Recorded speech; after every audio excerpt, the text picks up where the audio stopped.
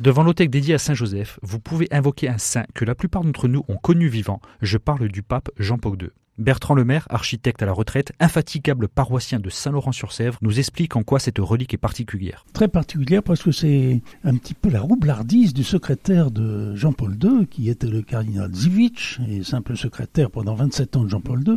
Et lorsque le médecin est venu faire un prélèvement de sang chez Jean-Paul II, il a réussi à récupérer une petite fiole du sang de Jean-Paul II. Et les seules reliques que l'on dispose de son corps, c'est une petite goutte de sang, et c'est pas n'importe quoi. Saint Jean-Paul II est venu 8 fois en France pendant son pontificat, 9 fois dans son pays natal, la Pologne.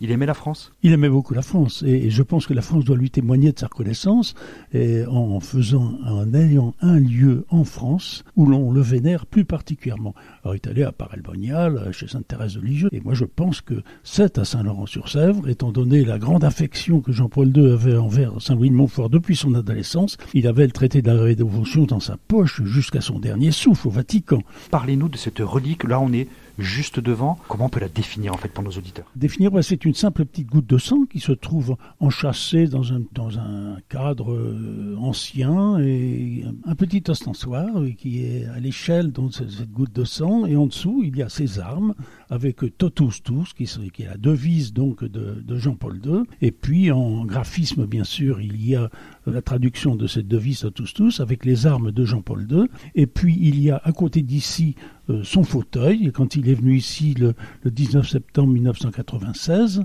pour vénérer Grignon de Montfort, avec lequel il avait une telle intimité. On va peut-être revenir sur les armes de Saint Jean-Paul II.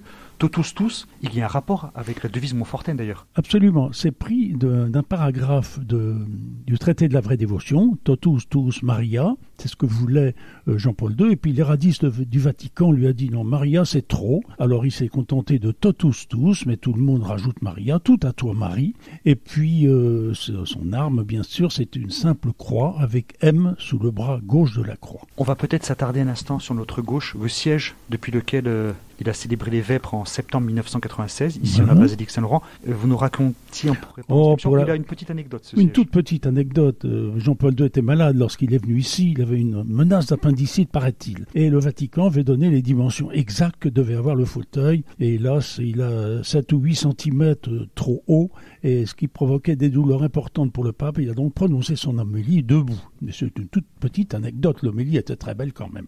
Vous avez visité le tombeau de Jean-Paul II vous-même, Bertrand Lemaire, au Vatican? Oui, alors je me trouvais avec le père Gendreau, qui était un Montfortin éminent, qui a vécu 30 ans à Rome, et pour la béatification, quelques-uns nous l'avions invité à Rome. Et un beau matin, un beau soir, on nous téléphone en disant « Soyez à 7h du matin dans la crypte de Saint-Pierre de Rome ». Nous y sommes allés, et c'était au moment où l'on retirait le cercueil de Jean-Paul II pour le monter dans la basilique pour la cérémonie de béatification. Et le prêtre qui nous accompagnait était très proche de la couturière, puisqu'il travaillait au Vatican, très proche de la couturière qui s'occupait de la soutane de Jean-Paul II. Et pour remercier le père Gendreau, il lui a remis un bouton de sa soutane qui était assez usé, il était normal qu'on le change. Et le père Gendreau, qui était âgé, nous a dit à mon épouse et moi, qui l'avions donc invité, je vous donne ce bouton de Jean-Paul II, Saint Jean-Paul II, et il tourne chez des malades. Alors, nous avons eu un cas d'une guérison vraiment imminente, et puis chez 2 autres personnes, ce sont des morts sereines. Et je pense que ça, c'est un don de Jean-Paul II. Il a eu une fin de vie très difficile, il ne pouvait même plus parler, il bavait, c'était effrayant, c'était un chemin de croix pour lui.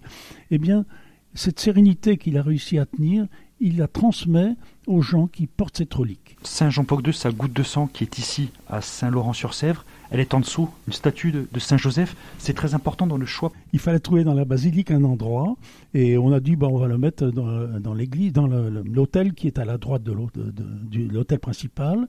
Et il se trouve que c'est la statue de Saint-Joseph, et Saint Jean-Paul II a fait une exhortation apostolique sur Saint-Joseph. Donc je trouve c'est un retour aux sources. Il doit se trouver très bien ici. Cette goutte de sang, elle est à l'intérieur d'une marguerite, peut-être une signification particulière? Alors ça, c'est ce qui a été remis par le cardinal Dziwisz à la demande du recteur de la basilique à l'époque, et c'est le cardinal Dziwisz qui l'a envoyé comme ça.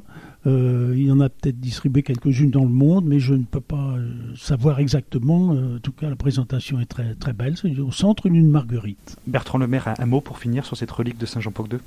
Je viens la prier tous les matins. Merci. Et bien sûr, on invite nos auditeurs à en faire de même avec la relique de Saint Jean-Paul II que vous venez de nous présenter.